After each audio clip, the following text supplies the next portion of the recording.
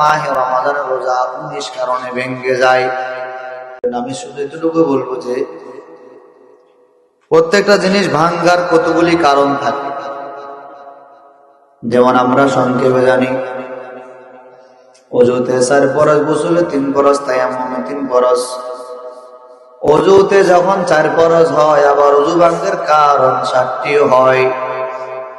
নামাজ যেমন আমরা পড়ি, নবী বলেন মিফতাহুল জান্নাতিস সালাহ, নামাজ বেহেশতের চাবি।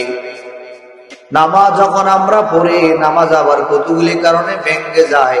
নামাজ ভাঙ্গের কারণ হলো 19টি, আর অজু ভাঙ্গের কারণ হলো 7টি।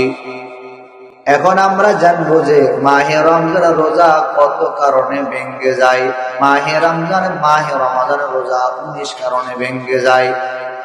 অনেকে আমরা জানি, অনেকে জানি না, অনেকে মানি, আবার অনেকে মানি না, অনেকে জানিও জানার চেষ্টা করে না। আবার আল্লাহর কত বান্দা মানারও চেষ্টা নাই, শোনারও চেষ্টা নাই, আমল করারও চেষ্টা করে না। এই আম্মা জান, দুনিয়া থেকে অন্ধকার কবরে যেতে হবে। ওই কবরে কেউ নাই, মাও নাই, বাবাও নাই, স্ত্রীও নাই, স্বামীও নাই, বাবাও নাই, মাও নাই, টাকা পয়সা কিছু যাবে না। আল্লাহ তাআলা বলেন ইন্নাল আবরারা লাফি নাঈম ওয়া ইন্নাল ফুজ্জারা লাফি জাহিম। আল্লাহ তাআলা বলেন, যারা দুনিয়াতে ভালো ভালো কাজ করবা, ভালো কাজ বলতে কি বোঝায়? এই যে মাহে রমজানের রোজা, এই যে সেহরি, তারাবি, ইফতারি, এতগুলি দেওয়ার পর বান্দা আখিরাত কামাই করতে পারলা না, তোমার জন্য বড় দুর্ভাগ্য, তোমার জন্য বড় কপাল খারাপ। আল্লাহ তাআলা বলেন ইন্নাল আবরারা লাফি নাঈম। দুনিয়াতে যারা ভালো ভালো কাজ করবা, নামাজ কালাম করবা, তেলাওয়াত করবা, জিকির আজকার করবা, স্বামীর খেদমত করবা, আব্বা আম্মার খেদমত করবা, লজ্জাস্থানের হেফাজত করবা, 5 বেলা নামাজ পড়বা, মাহে রমজানের রোজা রাখবা, আল্লাহ পাকের হুকুম আহকাম পরিপূর্ণ আদায় করবা, তো আল্লাহ বলেন ইন্নাল আবরারা লাফি নাঈম। আমি আল্লাহ পাক রব্বুল আলামিন তোমার জন্য নাঈম নামক জান্নাত রেখেছি। ওয়া ইন্নাল ফুজ্জারা লাফি জাহিম। আর যারা দুনিয়াতে আমি আল্লাহর গোলামি করবা না, নবীর তরিকা জিন্দেগি পরিচালনা করবা না, আমি আল্লাহর গোলামি করবা না, 5 বেলা নামাজ পড়বা না, জিকির আজকার করবা না, তাসবিহ তাহলিল করবা না, মাহে রমজান রোজা রাখবা না, স্বামীর খেদমত করবা না, আব্বা আম্মার খেদমত করবা না, লজ্জাস্থানের হেফাজত করবা না, পর্দা করবা না, মন চাহি জিন্দেগি পরিচালনা করবা, ওয়া ইন্নাল ফুজ্জারা লাফি জাহিম।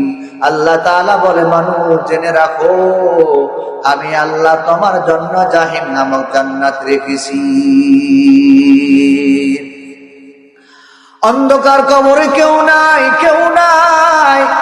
ওই কবরে মা নাই, বাবা নাই, বাতি নাই, সাথী নাই। ওই কবরে একা একা থাকতে হবে। ওই কবরে ঈমান আমল মজবুত করে যেতে হবে।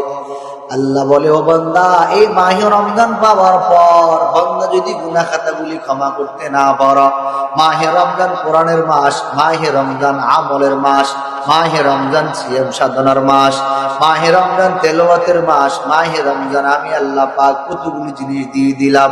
তারাবি পড়বা, সেহরি খাইবা, ইফতারি করবা, এতগুলি জিনিস দেওয়ার পর যে বান্দা নিজের গুনাহ খাতা ক্ষমা করতে পারলো না, তার মতো কপাল খারাপ, তার মতো হতভাগা আল্লাহর এই জমিনে আর কেউ হতে পারে না।